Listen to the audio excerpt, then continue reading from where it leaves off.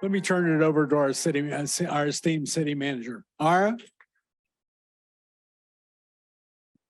Thank you, Dave. Thank you, and the mayor for. I think you covered everything I'm going to cover, but I'll just add a little bit more detail. I apologize for being redundant, and I tend to talk a lot. I can't keep my mouth shut, and so that's why I kept coming up to the podium here. And I can tell you what you heard this evening is very serious.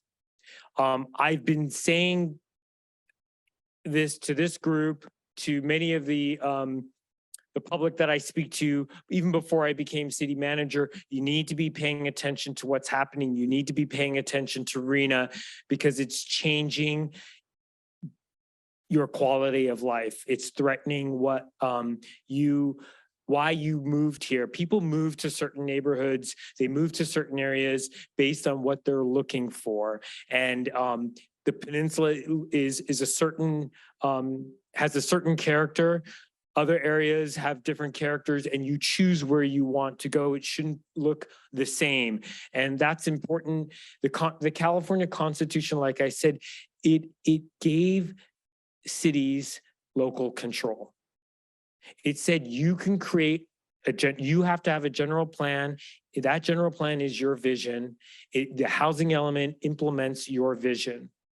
What's happening is that's being taken away. And so I say all the time that, yes, we do have a housing crisis. Yes, we do have an affordability crisis. We do. But let the cities decide how to address that issue for that city. And that's what this is all about. And so when they're telling you, you need to tell people about SB 9, need to tell people about SB 423, you do, because people don't know. I know my circle of friends don't know. People don't know, they don't follow these things. There's no longer single family residential zoning. It's gone. SB 9 eliminated it. So there's no longer single family. So when you hear people saying single family, no, you do not have single family. It's no longer allowed.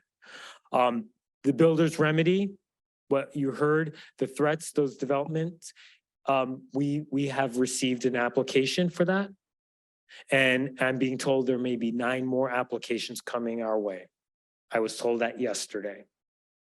So this is very concerning to me. Which is what prompted me to talk to the city attorney yesterday about our housing element and finding a more streamlined approach to getting that done.